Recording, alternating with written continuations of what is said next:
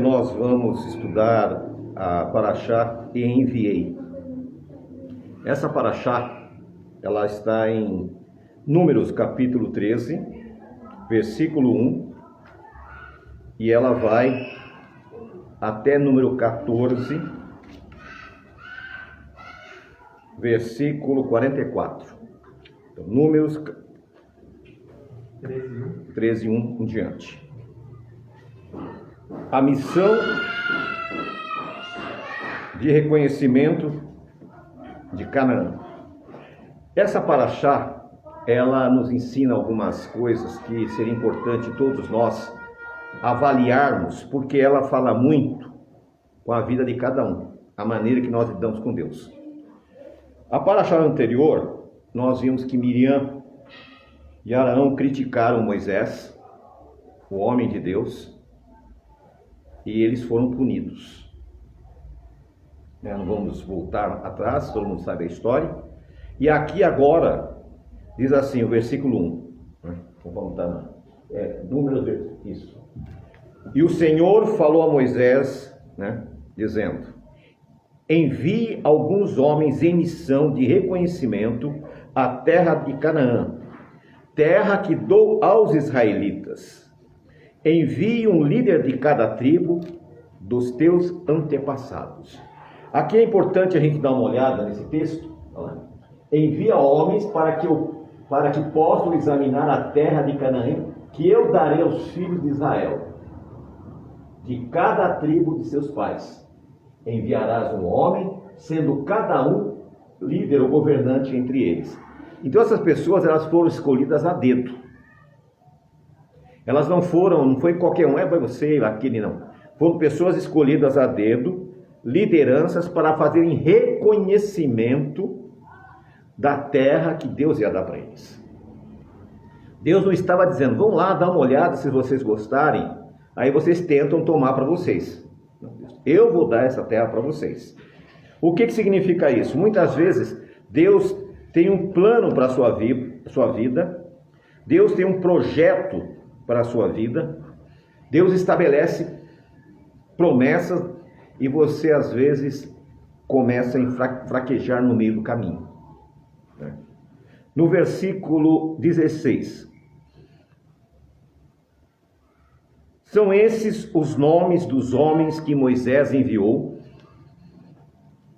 em missão de reconhecimento do território: Oséias, filho de Num, a qual Deus mudou o nome para Josué. O nome Josué é o mesmo nome Yehoshua em hebraico, e Yeshua na forma menor, é o mesmo nome. Então agora Deus já está preparando um líder para substituir Moisés. Até aqui Deus não disse isso a ele ainda. Então muitas vezes Deus começa a preparar líderes, pessoas que vão à frente depois, muito tempo antes, para que ele possa se preparar, para que ele possa tomar um posicionamento diante de Deus, e Deus vai observar as atitudes dele, porque as pessoas acham que Deus ele tem um controle robótico em cima das pessoas. Eu sei o que você faz, eu vou controlar você. Não, nós temos o livre-arbítrio, e o livre-arbítrio faz com que a gente tenha escolhas, e essas escolhas, as quais Deus permite que possamos ter, são escolhas pessoais, e elas que vão fazer a diferença em relação às coisas que Deus tem para a nossa vida. Porque muitas coisas não acontecem, porque muitas coisas são retardadas, deixam para trás, porque as nossas escolhas hoje impedem que as bênçãos possam ser derramadas. Vamos lá. Versículo 17.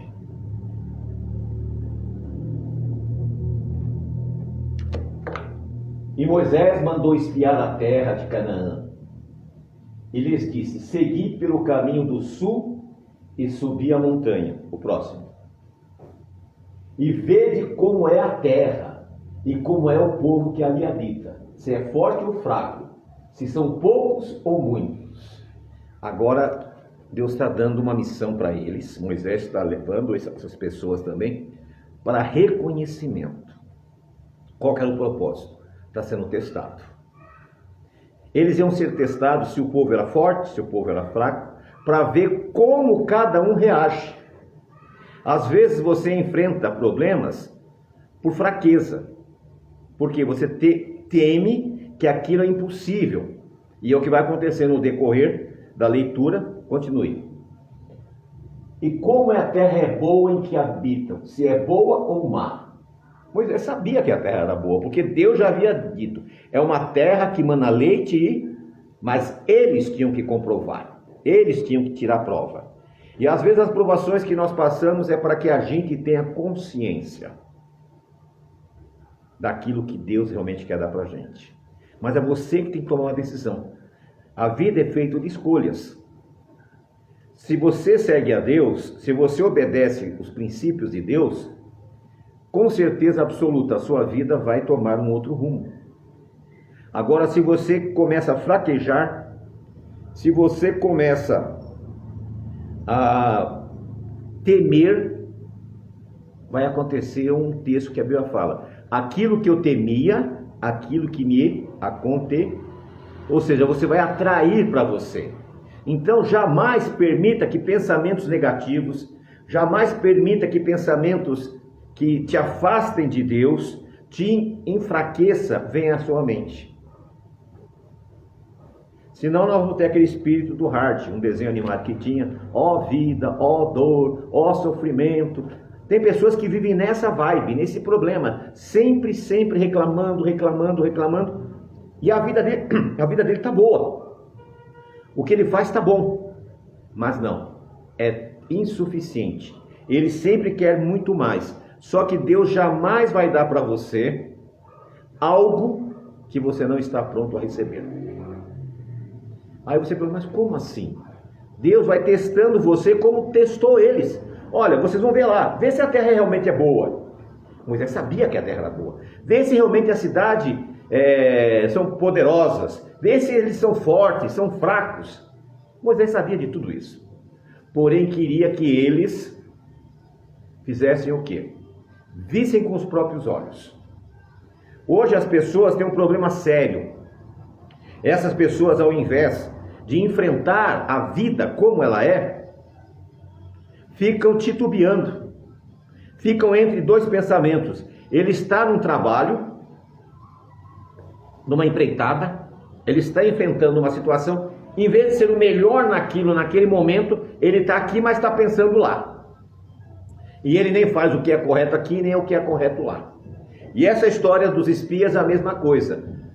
Outro detalhe: as pessoas que começam a andar na Techuvá, elas não entenderam que a restauração é um processo longo e complexo e grande. Porque se você não quer fazer Techuvá, não perca o seu tempo.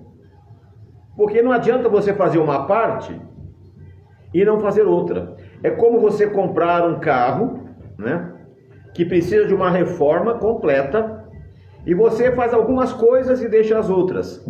O carro não vai andar, você gastou dinheiro, você não vai ter resultado, porque ficou pela metade. Na vida espiritual é a mesma coisa. A restauração que não é feita totalmente, não é feita completa, não dá resultado. Principalmente na vida espiritual. No versículo 21, eles subiram e observaram a terra desde o deserto de Zim até Reob, na direção de Lebo-Amate. Subiram no Negueb e chegaram a Hebron, onde vivia Aimã, Sesai e Talmai, descendentes de Enaque.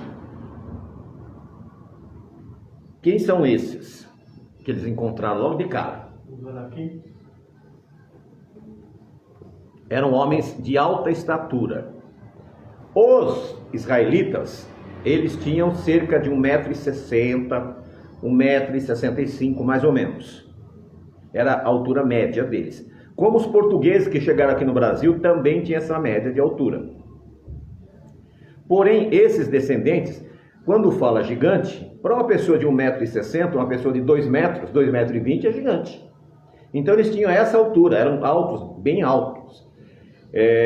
Na época do descobrimento aqui das Américas, Fernando Magalhães, ele desceu para passar, para tentar pegar o outro lado do Oceano Índico.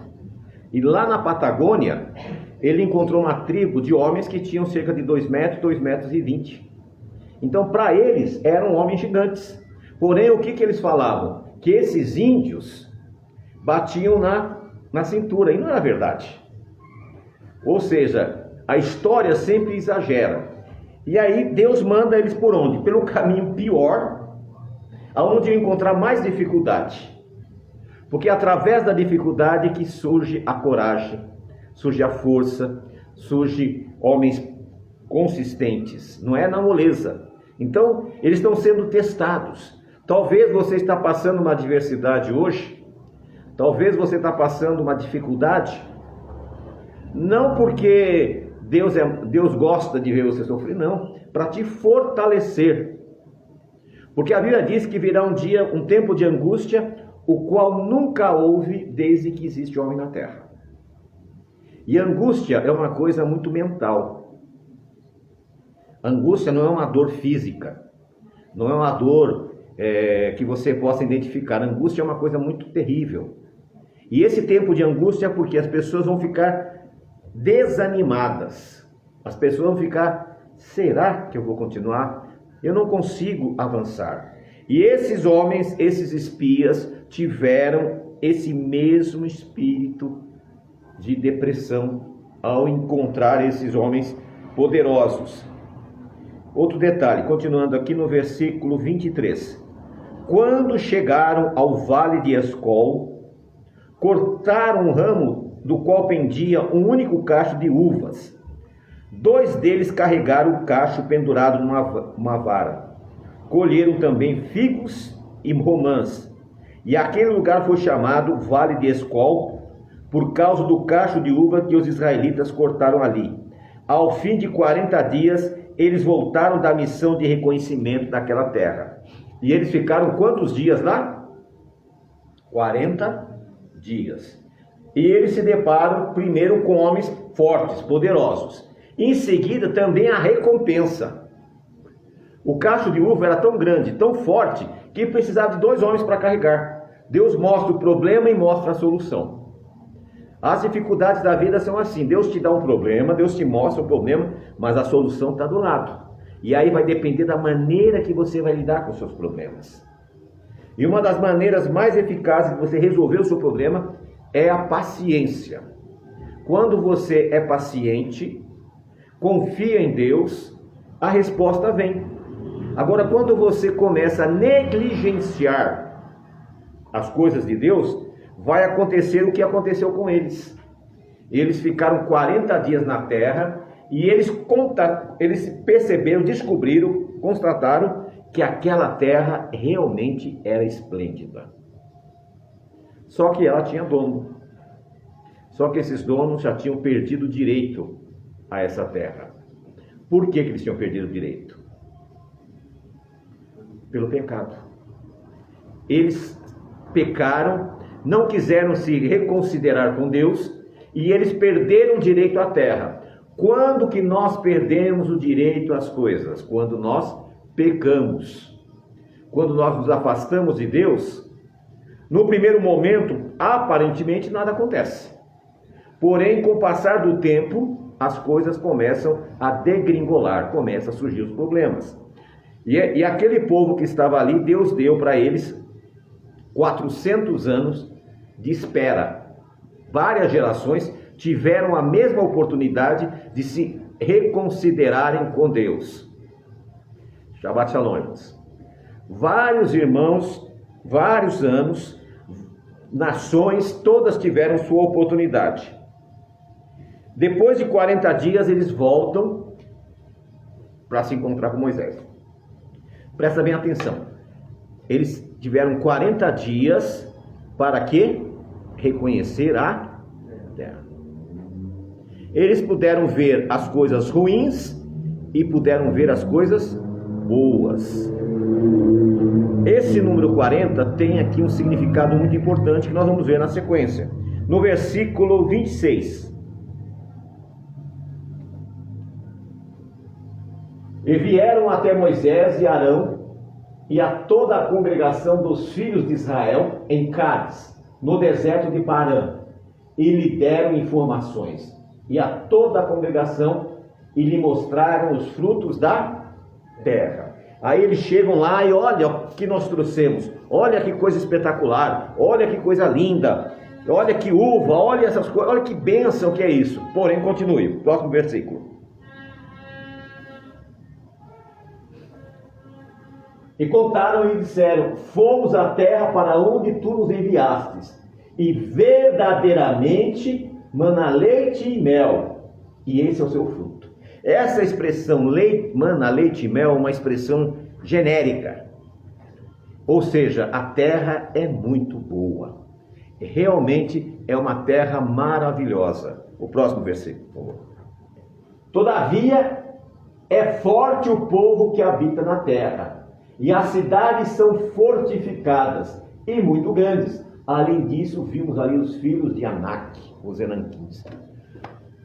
Você percebe como é a situação? Primeiro eles dizem, é muito boa, mas aí já coloca um problema. Quando você vai trabalhar numa empresa, é pedido que você faça um trabalho, você primeiro elogia, depois coloca dificuldade. Colocou dificuldade, você mesmo não vai conseguir fazer mais. Por quê? Porque você já vai gerar em você uma negatividade. Você vai gerar em você uma situação muito ruim. E aí eles continuam reclamando e vamos para o versículo 30. E Caleb fez com que o povo se calasse diante de Moisés e disse: subamos imediatamente e possuamos a terra, porque somos capazes de conquistá-la. Ou seja, eles primeiro, todos eles falavam, a terra é boa, a terra é maravilhosa, porém, tem problemas. As cidades são fortificadas, os soldados são fortes, e nós somos fracos. Caleb, nesse momento, o que Caleb faz? Ele interrompe. Por que ele interrompeu? Pela fé. E outro detalhe, para impedir que continuassem falando lachonará, maledicência, falando coisas más. Porque aquelas expressões iriam fazer o quê? Influenciar as outras pessoas. As pessoas seriam influenciadas pelaquela atitude de todos eles.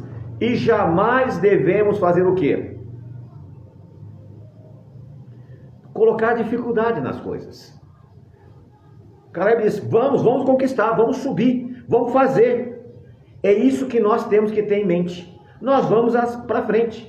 A obra de Deus é difícil? Muito difícil. Por quê? Porque as pessoas não estão interessadas na obra de Deus como ela é. Elas estão mal informadas quando ela vem por aí líderes religiosos oferecendo mentiras, enganos, que vai resolver todas as suas dificuldades num passe de mágica. E isso é mentira. Ninguém resolve seus problemas num passe de mágica. Nós resolvemos os nossos problemas com fé, com trabalho e com aperfeiçoamento. Quem fica parado é poste. Se você quer avançar na vida, outra coisa, competir com esse mundo que nós estamos vivendo, não é fácil. Hoje, cada vez mais, se exige de pessoas que elas sim fiquem habilitadas a enfrentar os problemas. Depois que Caleb, no versículo 30, diz, vamos subir e vamos vencer, olha que está no versículo 31. Mas os homens que haviam subido com ele disseram, não poderemos subir contra aquele povo, porque são mais fortes do que... Porém, esses homens, eles eram líderes. Não se pode esperar de um líder uma posição dessa de fraqueza. Não se pode de maneira alguma. Está ali Josué, está ali Caleb, determinados. Vamos subir, vamos vencer. Os demais, os outros 10, não, é muito difícil, nós não vamos conseguir. Só que eles pararam, só que esqueceram de um detalhe. E aí? Como é que eles vão fazer? Eles não podiam ficar no deserto pro resto da vida. Se voltasse para o Egito, seriam mortos. Não tinham o que fazer. Só que a fraqueza, a covardia deles, fez com que eles não pensassem nessa situação. Você começou um trabalho como você. Adianta desistir agora? Não adianta. Você foi lá, estabeleceu o trabalho, criou as condições, está começando a andar, mas está difícil. Ah, não, vou parar. Não dá, não adianta. Você tem que sempre avançar. No capítulo 14, o primeiro versículo. Olha o que aconteceu, a influência negativa. A influência negativa, ela é muito mais forte que a influência positiva. As coisas ruins parecem que têm mais força. Olha o que acontece. É o capítulo 14 do versículo de Números, tá? Versículo 1. Nós temos 2 dizendo, nós vamos conseguir. Temos 12 dizendo, a terra é boa. Temos 10 dizendo, nós somos fracassados. E olha o que influenciou o povo. E toda a congregação ergueu sua voz e clamou, e o povo chorou naquela. Ao invés de rejubilar, de se alegrarem, falar, olha que bênção, é verdade. Deus nos trouxe para um bom lugar. O que eles fizeram? Choraram. Próximo versículo. E todos os filhos de Israel murmuraram contra Moisés e contra Arão. E toda a congregação lhes disse, quisera Deus que tivesse morrido na terra do Egito, ou quisera Deus que tivesse morrido nesse deserto. Quando nós nos acovardamos, entra nas pessoas um espírito de derrota. Olha o que eles pedem. Quem dera tivéssemos morrido lá no Egito, ou quem dera tivéssemos morrido aqui. Eles não raciocinam, não estão raciocinando a cabeça. Quando você está envolvido num problema, você tem que parar e sair do problema e observar. Aí eles estão ali murmurando, chorando, reclamando, pedindo a morte. O próximo. E porque o Senhor nos trouxe a essa terra para cairmos pela espada e para que nossas esposas e nossas crianças sejam uma presa. Não seria melhor voltar ao Egito? Mas eles sabiam que se voltassem eles morreriam. Mas aí eles perderam a razão. Continue. E eles disseram uns aos outros, façamos um capitão e voltamos ao Egito. Agora eles se rebelaram. E o que mais acontece nas congregações sérias que servem a Deus é a rebelião.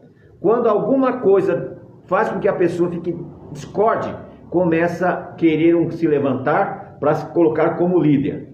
E eles agora, vamos ignorar Moisés, vamos ignorar Arão, vamos ignorar Caleb, vamos ignorar Josué e vamos voltar para trás.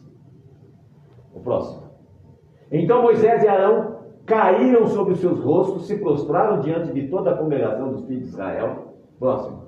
E Josué, filho de Nun, e Caleb, filho de Jefoné, que eram alguns dos que haviam examinado a terra, rasgaram as suas vestes. Quando eles viram essa situação, eles rasgaram, falaram, não é possível. Deus nos trouxe até aqui, nos manteve vivos, nos deu toda essa terra, e agora vocês querem se rebelar? Continue. E falaram toda a congregação dos filhos de Israel e disseram, a terra pela qual passamos para examinar é uma terra muito boa. Agora vão reforçar. Gente, a terra é boa. Continua. Se o Senhor se agradar de nós, então nos levará a esta terra e nos dará uma terra que mana leite e mel. E agora ele está dizendo lá, olha gente, Deus nos trouxe até aqui. Se Ele se agradar de nós, Ele vai fazer que consigamos vencer. Mas se Ele mas com essa atitude, Deus não vai se agradar. A falta de fé é impossível agradar a Deus. Você não vai conseguir nenhum resultado na sua vida profissional, na sua vida familiar, na sua vida financeira, se você tiver falta de fé. É impossível agradar ao Deus bendito sem não tiver fé. O próximo, por favor. Somente não vos rebeleis contra o Senhor, e não temais o povo da terra, porque eles são pão para nós. A sua defesa se retirou deles, e o Senhor está conosco, não temais. Eles não tem, se preocupe. Deus vai lutar por nós. Deus tirou a proteção deles. Então nós estamos vendo aqui que há uma tentativa de convencer as pessoas a mudarem de ideia, não fracassarem. O próximo. Mas toda a congregação disse que o apedrejem. E aí a glória do Senhor apareceu no tabernáculo da congregação diante de todos os filhos de Israel. Depois de todas essas admoestações, aquele povo, em vez de obedecer Moisés, Arão, Josué e Calebe, pegaram em pedra para matá-los. Quando aconteceu isso, a glória de Deus apareceu. Aí eles se atemorizaram, porque eles esqueceram que eles não estavam indo contra Moisés, não era contra Arão, não era contra Josué, não era contra Calebe, ele estava indo contra Deus. Muitas vezes, quando você começa a ir contra o trabalho de Deus, começa a fazer maledicência, quando você começa a tentar atrapalhar a caminhada da fé, você esquece que você está atrapalhando os caminhos de Deus e não da pessoa. Nós somos apenas instrumentos, somos apenas vaso. Agora, quando você se coloca contra Deus, a presença de Deus vai aparecer. E aí a coisa vai pegar. Próximo, irmão. E o Senhor disse a Moisés: até quando me provocará esse povo? E até quando não crerão em mim? Por todos os sinais que mostrei no meio deles. Aí Deus agora fala: e aí? Até quando isso? Mostrei tantos sinais, já fiz tantos milagres, já fiz tantas coisas para vocês, até quando vocês vão ficar se rebelando?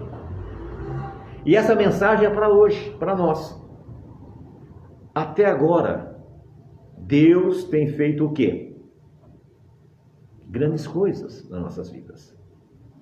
Deus nos tirou da ignorância religiosa, da ignorância espiritual, abriu os nossos olhos, fez que conseguimos enxergar as coisas como elas são, e de repente, pelo um probleminha de nada, a gente começa a questionar a Deus, a gente começa a reclamar, e aí que a coisa vai complicar. O próximo, por favor. E eu os ferirei com a pestilência, e os rejeitarei, e farei de ti uma nação maior e mais poderosa do que ela. Aqui agora a coisa pegou. Deus diz: eu vou acabar com esse povo, e vou fazer de você, Moisés, uma nova nação, muito mais forte. Para que o povo de Israel chegasse àquele ponto, 400 anos tinha passado. 400 anos. Ou seja, para que o povo chegasse de novo, iria mais quantos anos? 400. Porque Deus é atemporal. Deus não está preocupado com o tempo. Deus não tem uma folhinha lá e um relógio olhando para ele. Só que Moisés, olha o que Moisés vai dizer. E Moisés disse ao Senhor: então os egípcios ouvirão, porque com tua força tiraste esse povo no meio deles. Próximo. E o dirão aos moradores dessa terra, porque ouviram que tu, Senhor, estás no meio desse povo, que tu, Senhor, és visto face a face, e que a tua nuvem está sobre eles, e que vais à frente deles de dia uma coluna de nuvem, e à noite uma coluna de fogo. Próximo. E se matares todo esse povo, como a um só homem, então as nações que ouviram a tua fama falarão, dizendo: porque o Senhor não pôde introduzir esse povo na terra que lhes havia jurado, por isso os matou no deserto. Ou seja, Deus fracassou. Deus não conseguiu. Deus não conseguiu fazer com que esse povo entrasse. Ou seja, vão tentar culpar a Deus. Vão tentar culpar a Deus, como a maioria das pessoas dizem. Deus, a culpa é de Deus. Você é um fracassado, às vezes, pela sua falta de fé, e Deus é o culpado. Nunca ouviram isso? Ah, Deus, por que o Senhor fez isso comigo? Deus não fez nada com você. Foi você mesmo que fez. O próximo versículo.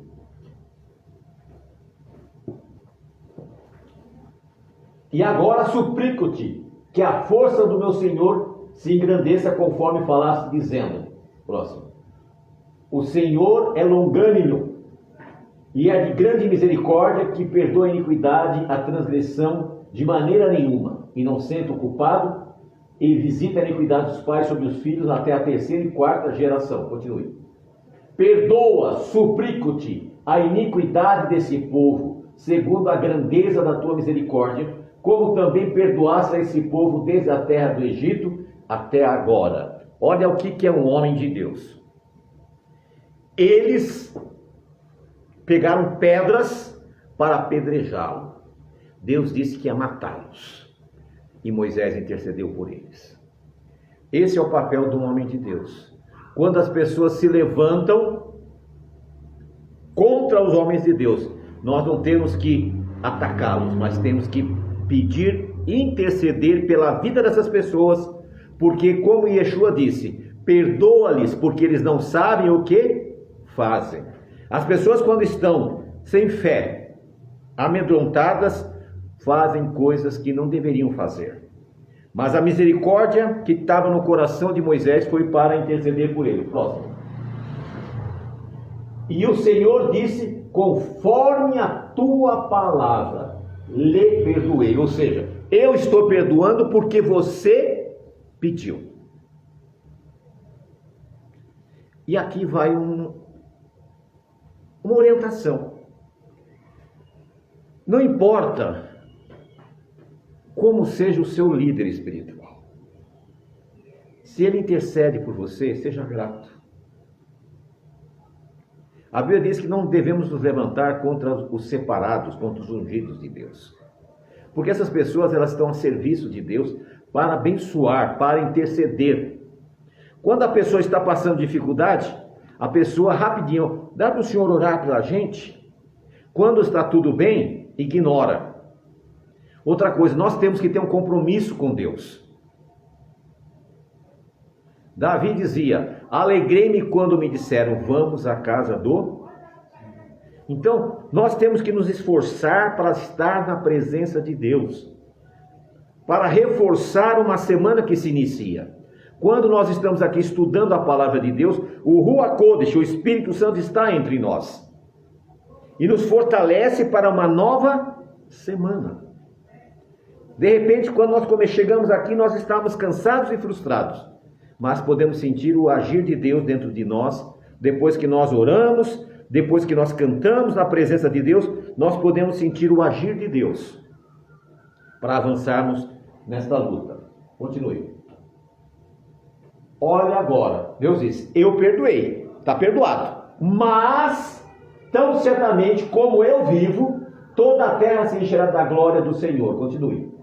Porque todos esses homens que viram a minha glória, os meus milagres, que fiz no Egito e no deserto, e me tentaram estas 10 vezes e não obedeceram a minha voz, continue.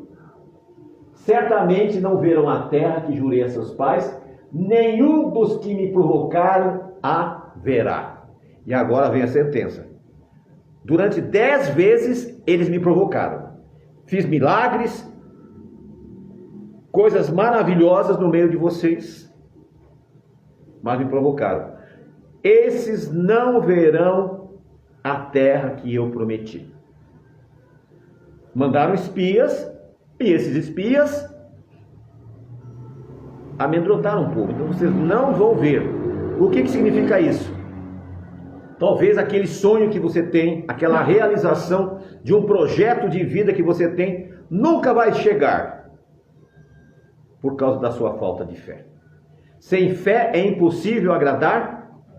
Talvez essa seja a resposta, que você não conseguiu ainda a cura, não conseguiu a solução do seu problema, não conseguiu a transformação da sua vida. Por quê? Porque você coloca coisas diante de Deus e Deus vira o segundo plano na sua vida. Tudo na sua vida Deus está em segundo plano. Como é que você quer alcançar alguma coisa? Se Deus não for o primeiro, você não vai alcançar nada. E aquela nação não alcançou. Por quê? colocou Deus em último plano. Continue. Mas a meu servo Caleb, porque com ele havia outro espírito, e me seguiu plenamente, a ele levarei a terra em que entrou, e a sua semente a possuirá. Depois, é aquela mesma, o próximo. Depois o Senhor falou a Moisés e Arão, dizendo, próximo: até quando tolerarei esta má congregação que murmura contra mim? Ouvi as murmurações dos filhos de Israel, com que murmuraram contra mim. Ou seja, eu escutei tudo. E eu quero dizer uma coisa para vocês, tanto para nós que estamos aqui, como para quem está em online. A maioria do nosso pessoal está no online. Deus ouve cada palavra que você diz. Deus sabe de cada decisão que você toma. Deus sabe de cada momento que você ignora Ele. E Deus sabe cada momento que você glorifica Ele. Comece a refletir como você está lidando com Deus. Não dá mais para brincar com as coisas sagradas. Deus tem se revelado para nós com coisas extraordinárias, coisas que nós nunca imaginávamos que fossem. Nos tirou da Babilônia, da confusão, como está... Entra em Apocalipse, lá depois você volta aí. Como está em Apocalipse. Ali Deus nos tirou de uma fantasia espiritual, de uma confusão total. E olha só o que a palavra diz. Capítulo 18, versículo 4.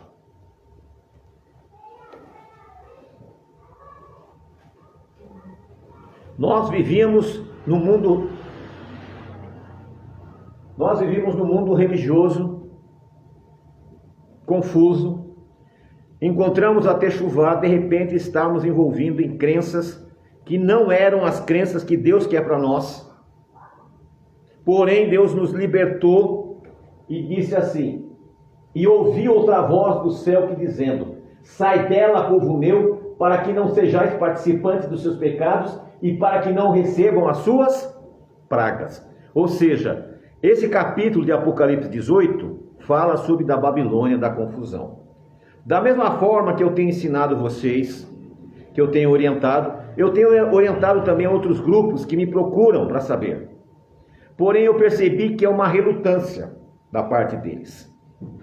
Não porque não é verdade, mas a relutância porque eles têm medo de chegar para a sua congregação e dizer: olha, é assim que funciona, eu estava equivocado.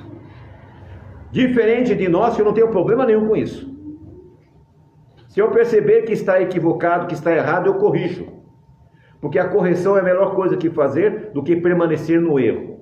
Não é? Voltamos lá para Números, capítulo 13, 27 agora. Então, o que nós temos que fazer? Meus irmãos, acordem. Deus está chamando uma nova geração. Nós somos o novo Israel dessa atualidade. Nós temos que ficar do lado de Josué e Caleb. Não temos que ficar do lado dos revoltosos, né? E contaram-lhe e disseram: fomos à terra para onde tu nos enviastes, e verdadeiramente manda. O próximo. E vocês reclamaram lá. Todavia é forte, e os filhos de Anak estão lá. E agora Deus diz claramente para eles, né, que eles deveriam ser punidos. Agora vai para Apocalipse 14.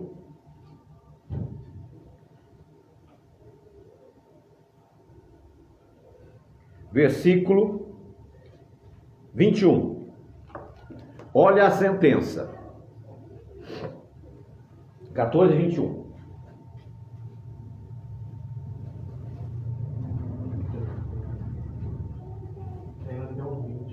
Oi? O Números 14? Números ou Apocalipse? Não, Números, perdão. Números, tá. Perdão, Números. Números. Eu falei para voltar para Números. E aí o que acontece? Agora eles vão receber uma sentença porque foram rebeldes. E olha o que diz: mas certamente como eu vivo, toda a terra se encherá da glória do Senhor. Continue. Porque todos esses homens que viram a minha glória e os meus milagres que fiz no Egito e no deserto e me tentaram 10 vezes e não obedeceram a minha voz, continue. Certamente não verão a terra que jurei a seus pais, e nenhum dos que me provocaram haverá. Continue. Mas ao meu servo Caleb também. Agora o próximo 25. 26. Já foi. 27. 28. Dirás a eles, agora presta atenção aqui. Números 14 e 28. Prestem atenção. Dirás a eles, tão certo como eu vivo, diz Jeová, como falaste aos meus ouvidos, assim farei a vós. Próximo. Os vossos cadáveres cairão nesse deserto, como também todos os que de vós foram contados, segundo toda a vossa conta, com idade igual ou superior a 20 anos, que contra mim murmuraram. Agora Deus diz o seguinte, olha, vocês não murmuraram contra mim? Todos que tiverem 20 anos e acima de 20 anos vão morrer no deserto. Somente Josué e Caleb e suas famílias vão entrar. E eles morreram. Eles ficaram quantos dias lá vendo a terra? E agora iam ficar 40 anos vagando no deserto. Aí eu faço a seguinte pergunta para você. Quanto tempo você está no deserto vagando? Quanto tempo você vai insistir em ficar no deserto? Por que não seguir o exemplo de Josué e Caleb? De tomar uma posição diante de Deus, de fazer a vontade de Deus. É isso que nós temos sido chamados, é isso que Deus quer que possamos fazer. Eles vagaram, andaram pelas cercanias da terra prometida, mas não entraram. Então isso sirva de lição para todos nós. E aqui nós vamos encerrar. Não contrarie a vontade de Deus. Sejam firmes. Sejam determinados. Deus quer mudar a tua história. Tenha um compromisso com Deus. Deus vai cobrar de cada um a sua atitude. Muitas pessoas deixam Deus em segundo plano. E nós não podemos deixar Deus em segundo plano em hipótese alguma. Nós temos Hebreus capítulo 10.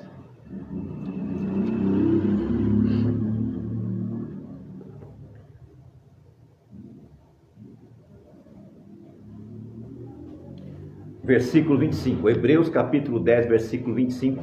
Para fecharmos aqui o nosso estudo dessa noite.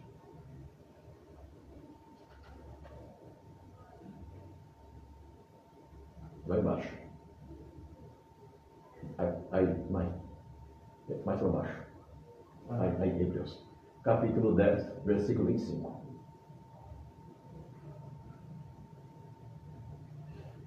Não abandones a nossa assembleia, como é o costume de alguns.